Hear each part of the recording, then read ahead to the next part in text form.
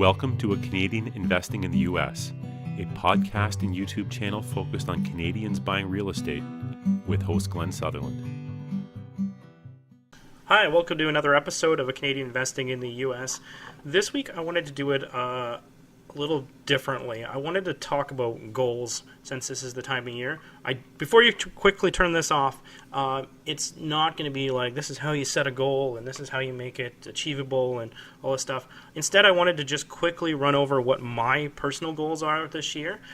So the first of my goals is to actually work with a joint venture partner, someone probably from the show.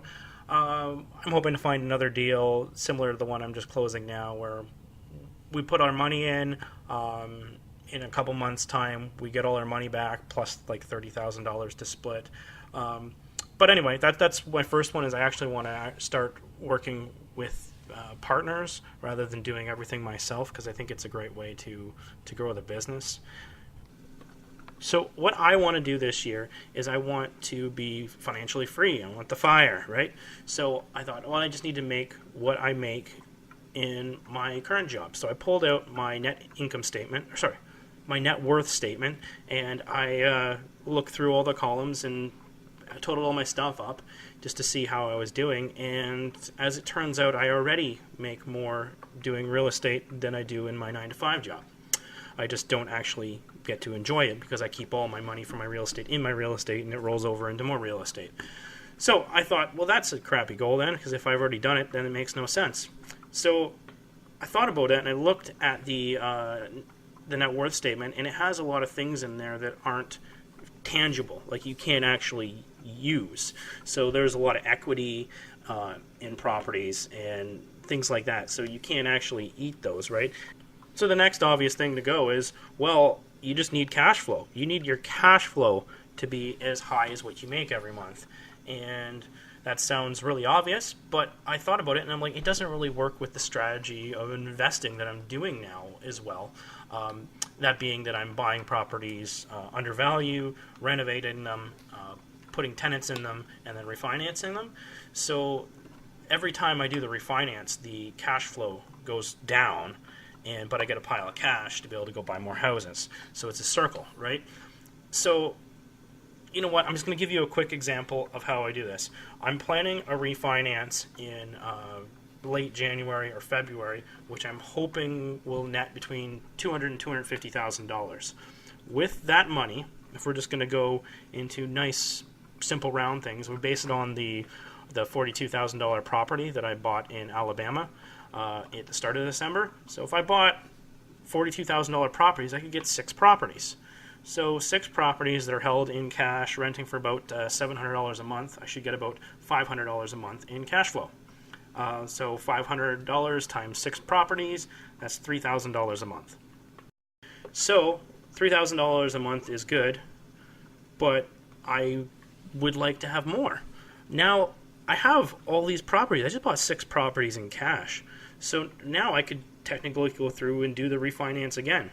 So 6 properties, $42,000, $250,000, just reverse math.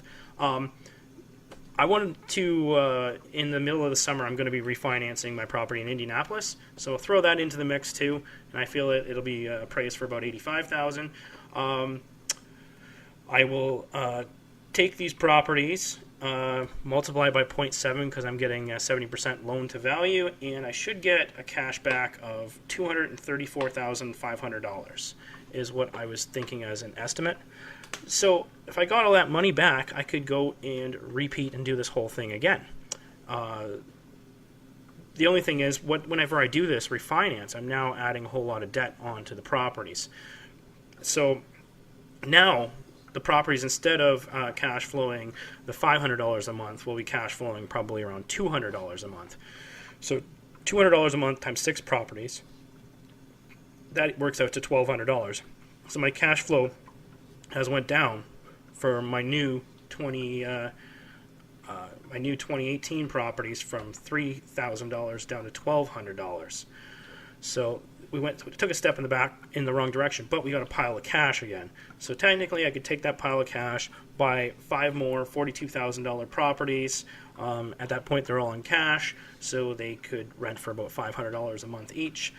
So 5 properties times $500 is $2,500 a month in cash flow. So you take that, you add it to the $1,200, and we're at $37. So you can see how this can continue to snowball, and then I can go and refinance them all again, do the whole circle again. And the thing about this is I didn't factor in any appreciation, and I didn't factor any value add.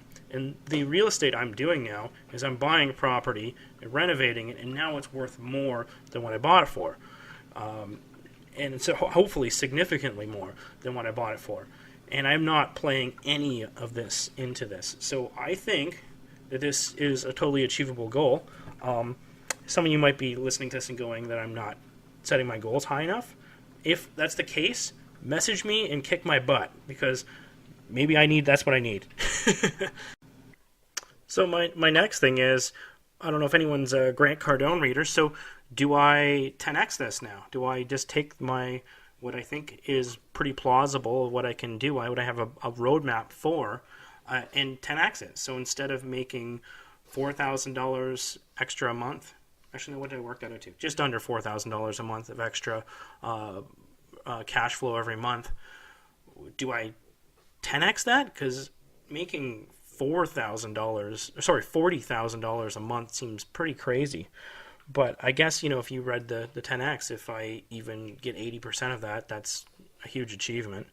Not sure I'm going to do that, but I don't know. If you guys are watching this on Facebook, leave some comments and kick my butt.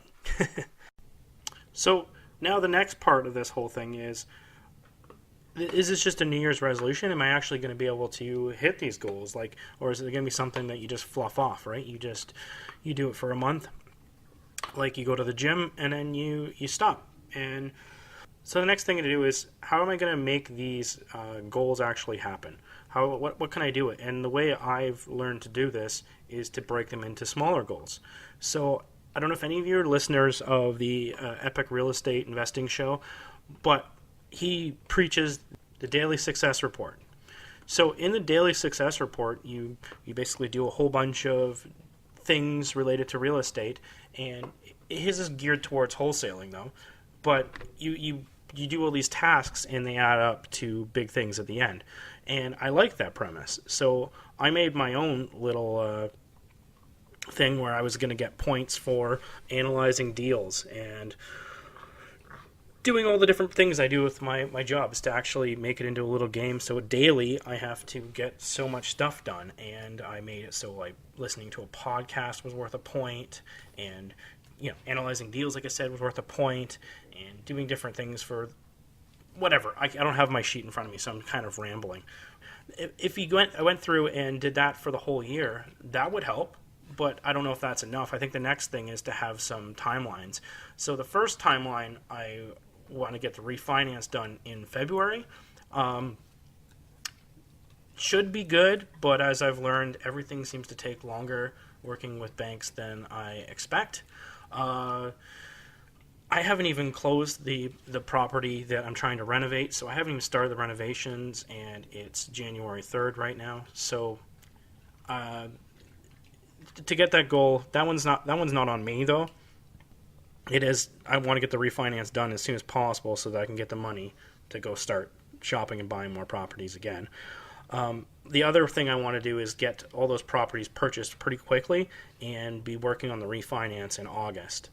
And I think that's it for my real estate goals, because I had a whole bunch of them, and I just started scrapping them. I just threw them away because I'm like, this doesn't matter, that doesn't matter. It doesn't matter what the goal for the refinances is, because that's out of my control. I guess I've always bought properties to try and make a certain amount, but that part's actually out of my control.